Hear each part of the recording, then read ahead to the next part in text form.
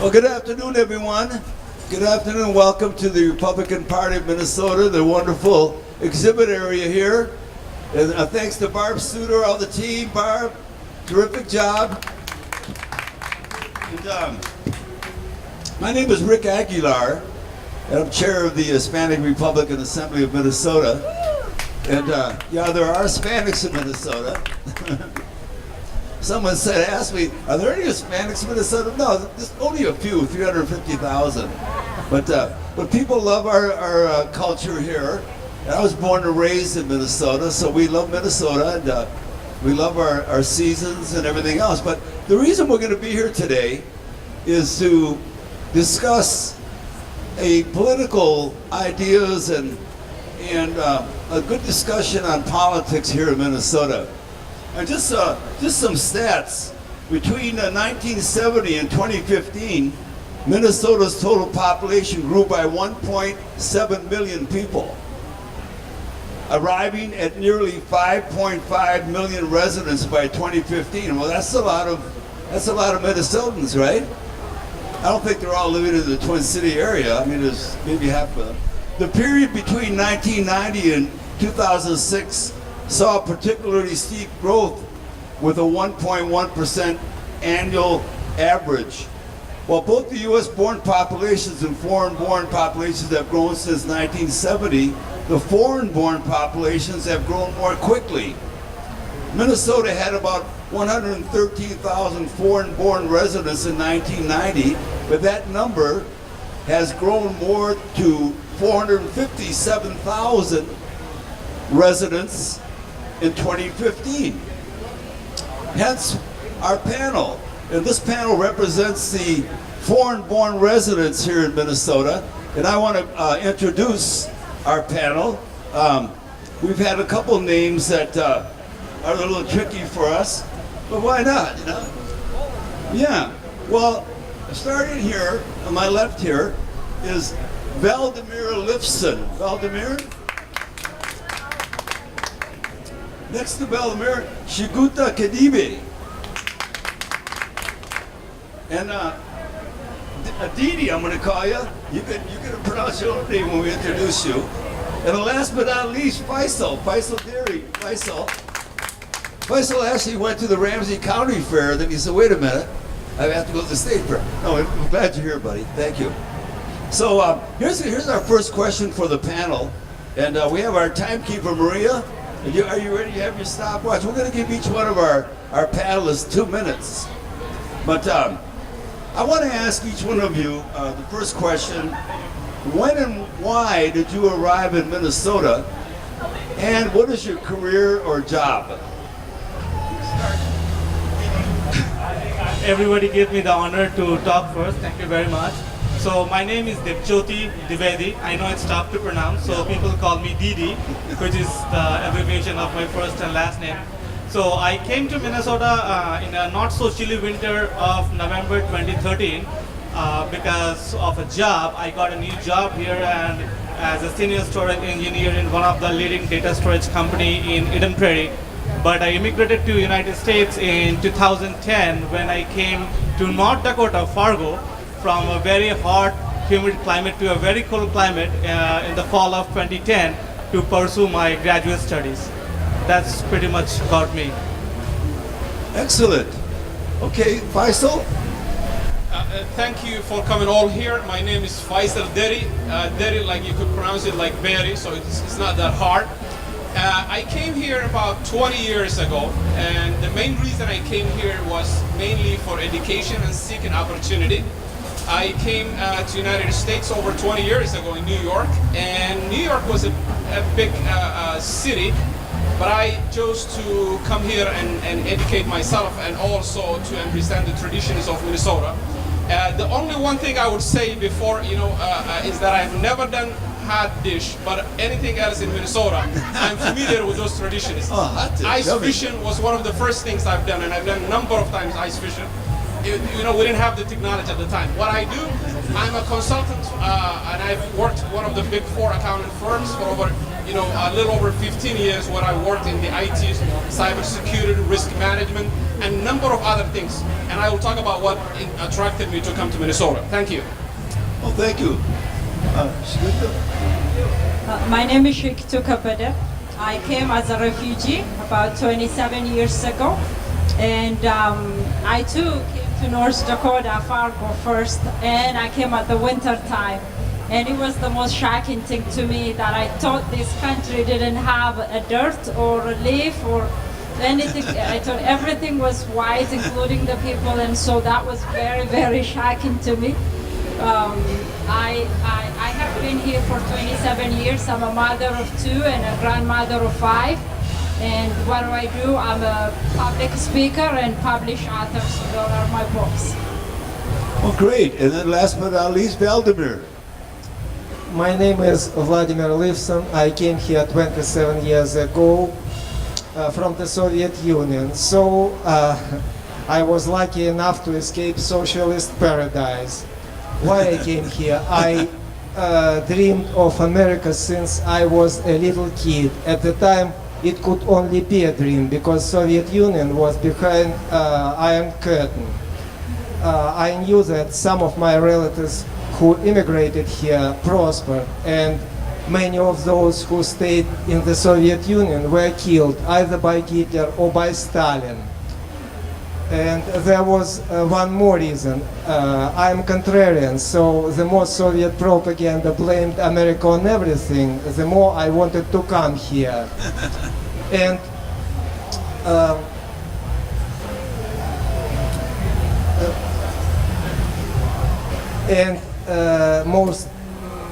the main reason I wanted to come here because I wanted to experience freedom. So I met one traveling professor of Russian history, American guy from Minnesota, and he told me that Minneapolis is the best city in the world. I had some doubts about it, but he had traveled a lot, and I lived behind the Iron Curtain, so I had to trust him. But since then, I never trusted Democrats. He promised me a refugee status, which means that I was eligible for some help, government help and state help. But that was just a promise. So I had to work. Back in the Soviet Union, I graduated from the university, and my first job here was janitor. Then I was promoted to assembly worker. But when I learned English, I became an engineer and worked as an engineer for more than... Oh, we have our 2-minute time limit, Valdemir. Yeah, I know. We're going to get you your old program. You'll be fine.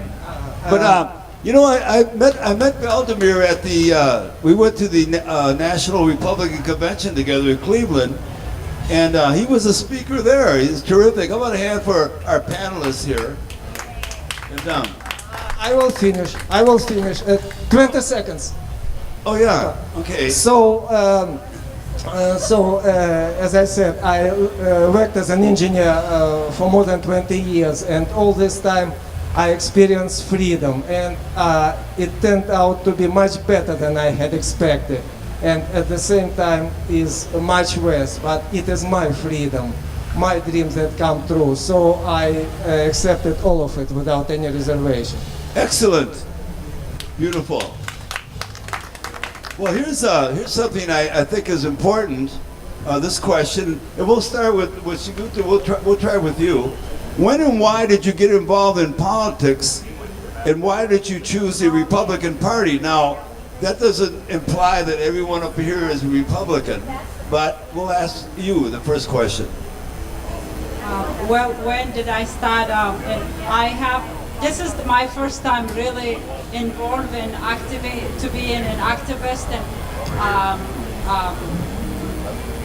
volunteering and bringing the words out to people why it is so important to vote for the Republican Party.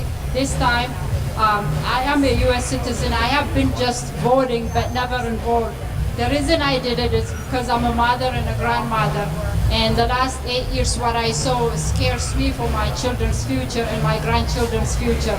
And so I really wanted my kids and grandkids to live in the same America the founding fathers have created, that design for all of us to be. And I'm seeing that slipping away. And you know what the old say is, if you want something to be done right, do it yourself. So that's how I involve. Excellent. Dini? So, though I'm a computer engineer by training, but I was like public policy was a very is a passion of mine always. I always like to debate, deliberate on the public policy, and that's kind of make me interested to be into politics. And I always feel that it's very important to be to have a say in the system in which we want to raise our family, our kids, so that we want to have a voice in the system, how it should be and how it want to be. And coming to the point why I'm a Republican, I was born and raised in a very fiscally conservative family where family values means a lot, and we were a family, we were a God-fearing family and have a lot of, we have a lot of, we depend a lot on our faith. We love our faith, we respect each and everybody's faith. And so I think from the beginning I was born and brought up in a conservative family with the faith, respect to God and believe in God. So I don't see me going in any other place than being a Republican. But I would like to take this opportunity to say something like many immigrants, I would say statistically 95% of the immigrants who immigrate to United States are basically conservative because they are hardworking people, they are God-fearing people, and they really care. They are really concerned about like paying a lot of their paychecks to going for the taxes and not taking the money back home for their kids.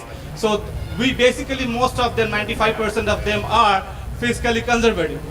But I think we as the GOP need to do a better job to make sure that those 95% are with us. We are not letting them go to the other side of the aisle.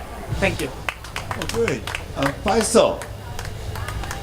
Thank you so much, and I think it's a very critical question to ask why we have been in the political space. One of the things that attracted me to activism is education. And when I came to United States, one of the things that I've always thought about, this is the land of opportunity. This is a place where everyone and anyone can join the American dream and opportunity. And that starts at the basic level of education. If we educate our kids, we can compete in the global economy, and we can provide a leadership where we're already providing at the college level, but we want to also provide that leadership at the school K-12 area. So that was what attracted me. And if you ask me why, because I'm father of 5, and one thing that was always very important for me was the education of my kids. And to provide them a quality education involves that we take ownership of the process. Either you can accept what others decide for you, or you can be involved and be part of that. So I decided to be part of that process. I have been enjoying, I have worked with so many people who always go in and work day in and day out to make a difference. So my goal is to make a difference in the education of our kids. That's my passion, and I would continue fighting for that. You know, K-12 is my passion. That's number one. And I can talk about some more stuff that attracted me to the political activism, but if you're asking me, number one is because of the education of our kids. Okay, and last but not least, Valdemir. When I came here, socialism was not very popular in America. That's why I was not interested in politics. But still, I voted for Democrats because I like this word. But soon I realized that democracy has nothing to do with their party. And then Obama was elected president. And from day one, he behaved not only like a socialist, but I think like a traitor and provocateur. And mainstream media supported him. That especially frightened me because I lived in the Soviet Union and I saw how media could brainwash people, normal people. And I was afraid that it could happen here. But there is a difference. Here in America, you can openly contradict our government. Of course, in the Soviet Union, you too could openly disagree with the government, but only once. I wanted to oppose Obama, who did not send anybody to Margaret Thatcher's funeral, but who sent 3 of his closest associates to the funeral of Michael Brown. And he even said that Brown could be his son. To me, it was clear signal to criminals that they can do whatever they want. And actually, after that, Ferguson riot happened. So one could say that it's Obama doing, as well as say Iran treaty is Obama doing. Yes, but his party supported him, and that's why I wanted to oppose this party, and that's why I am Republican. Excellent, excellent. Great answer, all of you. Well, here's something that I think. Oh, by the way, as we talk about voting percentages, I think you're right, Dee Dee, that a lot of the immigrant populations have been voting heavily Democrat, but our Latino community has annually and regularly voted 30% conservative. In fact, surprise of all surprises, 30% nationally voted for Trump, and Trump received some of the most bitter and hateful media from the Latino media in this country. And they were assuming that the 95 to 96% of Latinos in this country were going to vote for Hillary. But they didn't. So I believe that the fact that our communities are conservative, but I agree also we have to market to them. We have to give branding and messages and welcoming these communities. So with that in mind, here's our next question. I want you to name your top 3 political issues here in Minnesota. We'll start with Shigutu. Your top 3, if you have 3, political issues here in Minnesota. I think my number 1 is freedom of speech. That this country, I too came from a socialist country, and I knew what it means really to not have a freedom.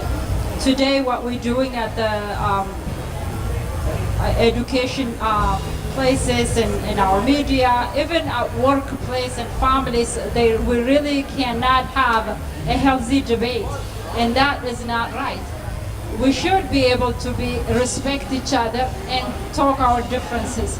That's one of the reasons I'm really involved, and I wanted to see that come across, and not just opposing the people that doesn't agree with you. We can't shut them down.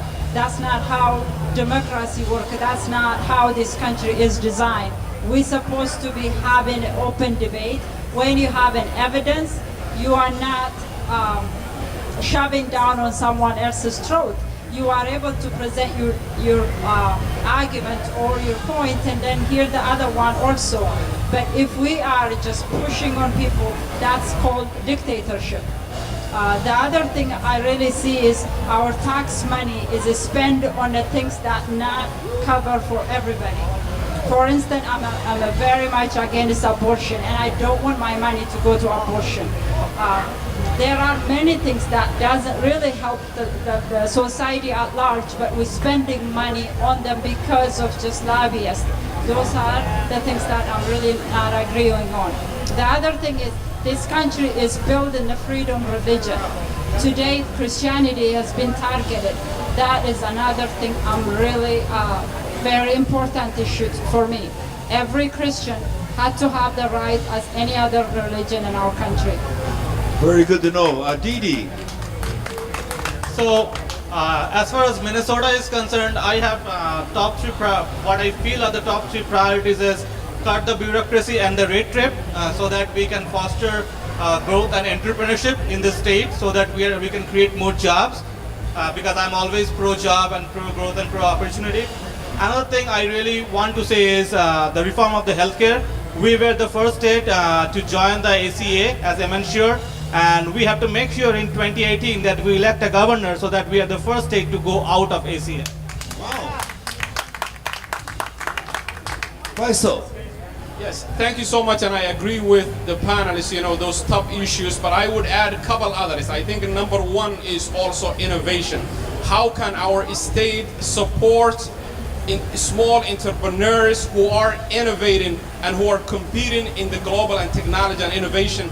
That's my number one issue, and I haven't seen a lot of efforts towards that area. The other thing is education. How can we make sure that our kids compete in this global economy? How can we improve the education of our kids? And what is the role of the federal government and state for our local education? Is this a community-driven education system, or is it something that is driven at the federal level or at the state level? That's something also I have a passionate. On the other thing is the tax codes.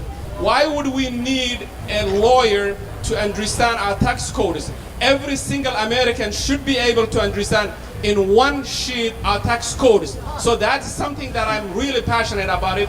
And as we fight for it, I think it will happen one day. Excellent, excellent. Valdemir. Okay, I think I have nothing to add to this. But Okay, next. No, I'm sorry. Go ahead. I'm not a politician, so I have just general ideas, like kind of a wish list. So I would like generally for America that American friends can be sure that America can help them and support them, and American enemies should think twice before threatening them. Like, for example, recently I was very proud of Donald Trump, his answer to the threats of North Korean dictator.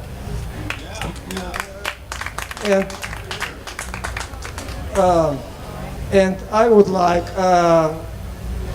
if it's possible, that this anti-Trump propaganda would stop. Because I remember I lived in the Soviet Union 36 years ago when Ronald Reagan delivered his evil empire speech. And I remember communist propaganda smeared his very name, but even communist propaganda was kinder to Reagan than American propaganda to Donald Trump.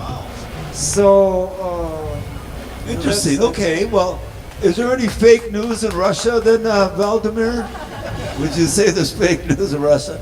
Anyway, well, everything in Russia was unanimous. Yeah, right. Yeah. How many Russians reside here in Minnesota, Valdemir? I've heard some numbers that are pretty interesting because, I think your community isn't as outgoing as some of our other communities. So give us an idea how many Russians reside here in Minnesota. I think about 150,000 Russian speaking. 150,000 Russian speaking. Most of them are in Minneapolis, St. Paul, and some in this city. Most of them are here. Okay, interesting. Well, my next question here is nationally. I know there's a lot of big issues. What would be one of your top issues nationally? And why don't we start with Shigutu again, and we'll work our way down. I think unity for me. Unity. We are, Abraham Lincoln warned one time that, I may not word it the right way, but his idea was we are so powerful, no military can come and defeat us. But the only thing is that self-destruction. And I'm seeing that nationally we need to learn to come together. In our family, we don't agree all the time, but we're still family. So is in our nation. We all have some issues sometimes, and that's okay. We just take turn and take a breath and be patient. Every person that elected in our policy, they have that 4 years. We need to give them that chance, and unity is really the most important thing for me. Excellent, excellent. Thank you. Didi? There are a couple of issues that are very important to me nationally. The first one I want to really see is the repeal of Affordable Care Act. We need to put our acts together to repeal that monstrous legislation with a common sense healthcare fix that everybody can afford. We can, the interpretability of our insurance, lowering premiums, and also covering few of the pre-existing conditions. I think that's the need of the hour. Another thing, as Faisal was saying, is a simplified tax code. We need to have a tax code where we, who are not attorneys, who are not CAs, they can understand what it means, how much we will keep with us, and how much we need to pay the government, rather than going through a bunch of paperwork. And the third thing that is very important to me and very close to my heart, that is a common sense immigration reform. We have a House, a Senate, and the White House in 8 years, and there is no better opportunity for us to work on the common sense immigration reform and make sure that our immigration laws are enforced across the borders and across the country. Wow. Faisal. Thank you so much. I think some of the other issues that I would mention is that America is seen as the global leader. Where America goes, the world goes. So we want to make sure that we retain that respect, and we as an Americans, regardless of our political affiliations, from an international, we need to be a unified voice. That's the way we can retain that power, whether it's the economic and political power. America is still the leader. Understand that. Don't listen to the news. Don't listen to the polarized political system in America. America is still a global economic and political leader, and we need to understand and respect that. The other issue is we want to make sure our trade respects our small business owners. We want the farmer in Iowa or in rural Minnesota, products can compete other products in China and others, not because of subsidy, but because of our innovation. So that's another issue we need all to advocate, our small business. Our small businesses have already been taken advantage because of the global unfair trade agreements. So we need to fix that in addition to the tax and the other issues mentioned. Interesting. Valdemir. Everything was said before me. In addition to everything which was said before, I think it's necessary, not education reform, but maybe some change in education. Because now in most of the schools, mid-level schools and colleges and universities, there are liberal ideas permitted only. And I noticed, at least in Russian community, that older generations, those who escaped socialism, ran from socialism here, are conservatives. But their children who was brought here from the socialism to have a better life after school and especially after university became a fan of people like Sanders. So I think that's abnormal, and if that could be reformed, that would be great. Actually, it's not great, it's necessary for the country to move forward. Well, thank you. Just a reminder that this panel is our immigrant panel, and you know, the numbers in Minnesota have changed dramatically. The number of multicultural residents here in the country, in Minnesota and in the country, I think it's close to 15% now. Especially in the Twin Cities, when we talk about education, most of your classrooms are 80% multicultural. And I think a lot of the information that we're getting is that Minnesota has the worst graduation rates in the country for Latinos and African Americans in the country. And you know, we've always been known for education, but I think the Democrat administration has really let down these communities. They're asking for their vote, and in return, what are they getting? They're getting these disparities where the education, economics, and the health disparities. So we're making some strides here in the Republican Party to outreach to our communities. And you're right, our panel has mentioned the amount of conservatives in these communities is overwhelming, really. But it's going to be up to us to market to them. So I'm going to ask you a question, each one of you. Give me one example how the Republican Party could do a better job of marketing to your communities. Faisal. Thank you so much. I think you mentioned a critical thing. One of the areas you touch is the education.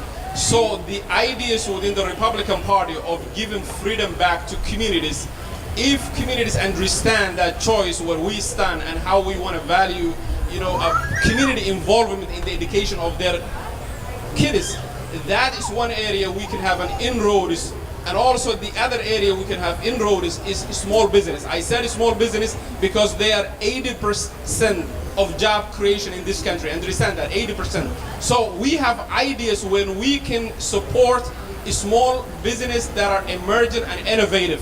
So if we increase that more, we will create more jobs. So those ideas would be the ideas where this community and communities, even in the rural areas, would all come together and support innovation, small business, and education. Good ideas. As I was stating previously, that 95% of the people who immigrate to America are basically conservative people, but we need to do a better job to make sure they are in our folds and they are not going to the other side of the aisle. Now, one of the biggest things I believe that we need to do, as we are the people who are governing right now in DC, so we need to make sure that the immigrants have equal rights with all the people, citizens of this country. And what I mean by that is, in a room full of people, if one person has less rights, that means none of us has equal rights. And that equal rights is very important not only for the immigrants. We have to make sure, because this is very important for citizens also. There are many aspects I can touch, which will go more than 2 minutes of my time, but I can talk hours about the high skill immigration, how it works. Now the system is designed in such a way that high skill immigrants, so let me take a step back. So most of us think that the immigration works, immigration only happens through borders, people cross the borders. That is true, but there is another aspect to that. People who come to this country legally with proper legal paperwork, immigrate as students, researchers, scientists, medical doctors, or engineers. Now, when they come to this country, they have very less rights. And by giving those people very less rights, we are making sure that Americans are discriminated in their job. Let me tell you an example. People who come from more populous countries like India and China, they have to wait for a green card for 50 to 70 years. Now, when people have to wait for 50 to 70 years in the country to get their green cards, that means they are like an insurance policy towards the employers. So they cannot hike for a pay raise, they cannot take a promotion, so they are more lucrative towards the employer than we as citizens, because we can change job in 15 days and they cannot change job in 15 years. And as we are right now having 3 chambers of the government, we need to make sure that we pass common sense legislation that makes sure that they have equal rights, so that we, us and our kids are not discriminated in the job market. Shigutu. I strongly agree on that very much. The other thing I'm really thinking as an immigrant is the faith issue. The Republican Party there are so many things. We stand on the family issue, we stand on education because of our faith. There are so many things that the immigrant community really relate to the Republican Party versus the Democratic Party. But we're really not addressing those issues and not attracting them through that issues. They are misled. So the family issue is a big issue. Religion, whatever religion you are, our faith is very important to us. So those issues that need to be addressed. Valdemir? Probably I have nothing to add. Okay. Well, that's interesting. Thanks, Valdemir. Well, I think that as we look at those issues, we've had some opportunities here with several candidates that have reached out to the multicultural voter. But in the last election, I didn't see that happening. These are the swing votes, folks. I mean, if you look at the numbers now, if you took actual Democrat voters against Republicans, Democrats have more actual Democrat voters versus. So we as Republicans have to look at Who are the other voters? Well, it's the new immigrant communities. And you just heard it from every one of our panelists, is that these are conservative people. But if you're a Republican, and I've been involved in the Republican Party for 30 years, both here and nationally, and I always hear Republicans say, well, Rick, why don't Latinos vote for Republican? God, they're conservatives. Well, you have to market to them. You have to get on radio. You have to do the media, just like they do to you. I mean, Republicans spend billions of dollars on the general market. On the same Republicans that they have in the bag, they still spend money on that. So we have to market. I always look at the Viva Bush campaign. Viva Bush, Bush 43 went out and did it the old American way. He marketed to Latinos. He did the national media buys. He had the branding and he had the messages done by professionals. He got 45% of the Latino vote in 2004.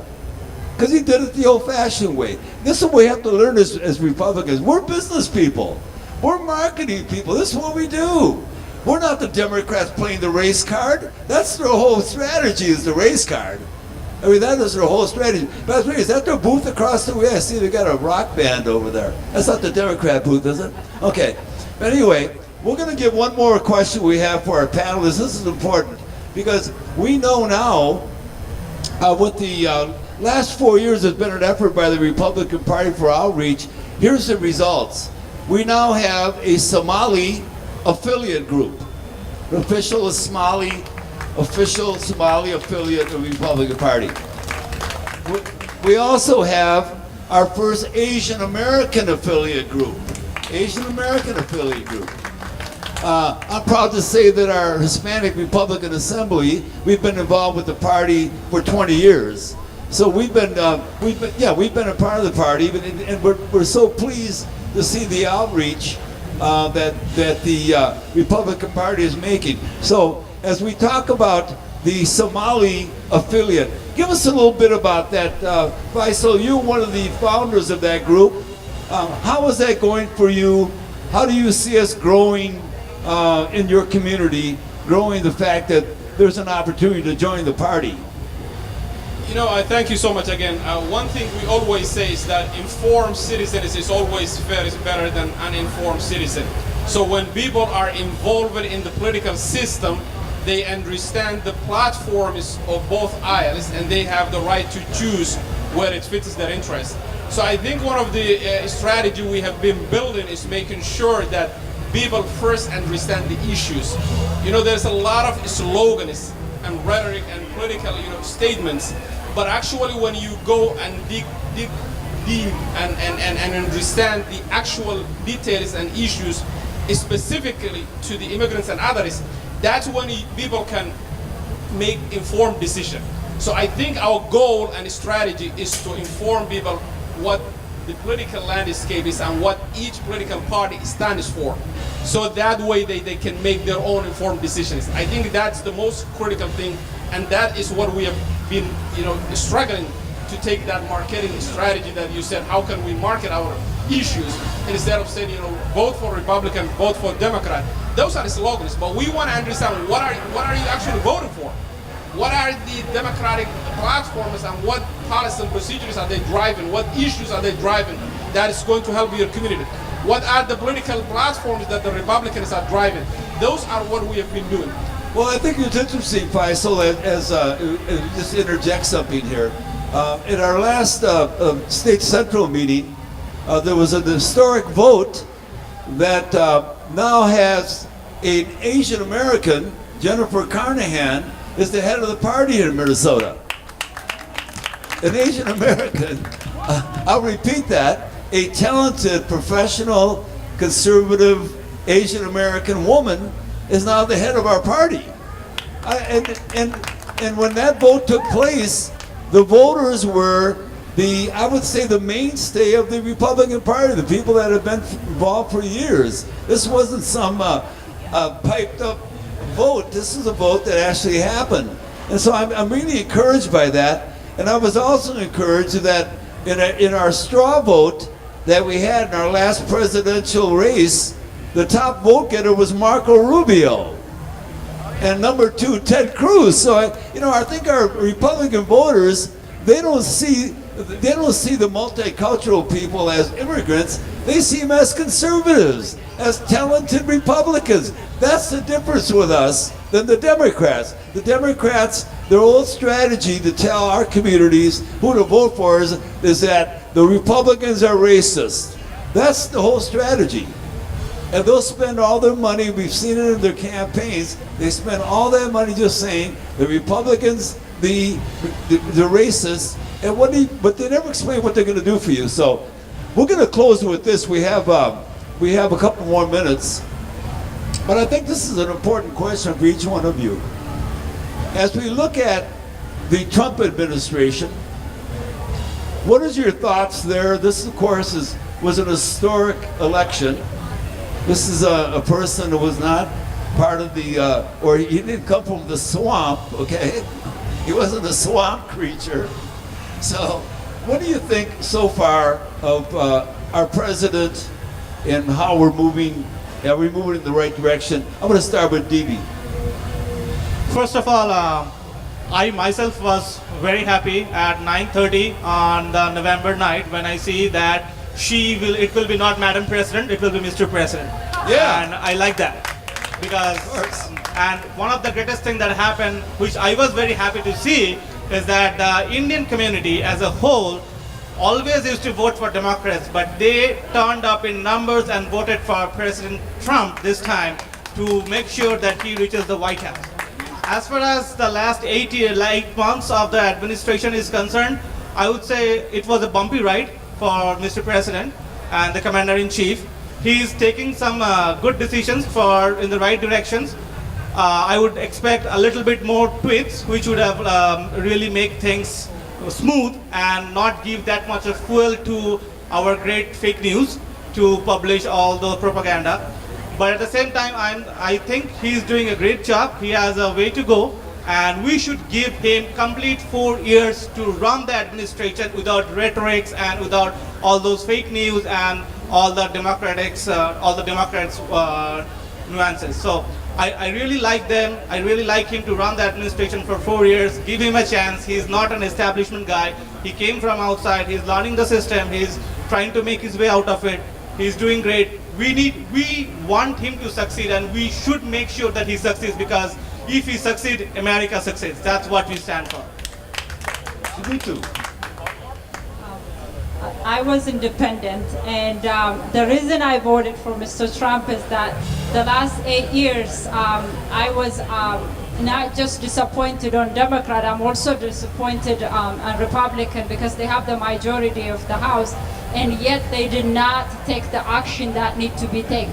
So that's why I voted for Mr. Trump. Being the outsider, being a business person, it really takes, people say Mr. Trump have no experience. The people who have experience has failed us. That's why we electing the person who is not from that bucket. And I do agree he need to have a chance to do what he's elected to do, not criticize him so much and just put the fake news out there. It really is. The other thing is really people think by putting a fake news, people turn away from him. They really affirmation for us that we elected him. They are really what they are. And so it doesn't make me think he's a bad person that I voted for. As a matter of fact, it affirms what I voted for. So I'm really very pleased with him. Excellent. Valdemir. Of course, I voted for Trump. I think that I'm independent too, and if Democratic Party will change their policy, maybe tomorrow I will vote for Democrat, but I doubt it. And speaking about Trump, I agree with almost everything he does so far. Of course, he did many mistakes, but there are no people who didn't do mistake. But general line of his internal policy and foreign policy is, I think, it's excellent. And the only thing I'm afraid of that this mainstream media is try to do him harm. And unfortunately, there are self-inflicted wounds from his side, but the mainstream media is harming him. Last but not least, Faisal.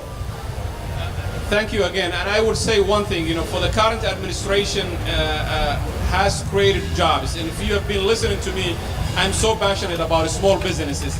And one thing I'm a big believer is that action speak louder than words. So if the current achievements of 1 million jobs continue, and we will continue that momentum, in 2 years or 4 years down the road, these achievements and actions would speak for themselves. We would not need to comment. How about a hand for our panel, ladies and gentlemen? Yeah. And we want to just remind everyone that there are panels here every day here at the fair, every day at 3 o'clock.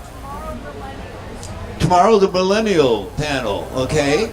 And are these the snowflake millennials, or are we gonna have to watch what we say, the PC police, or okay? Just want to know. But I want to close. I want to close with one thing.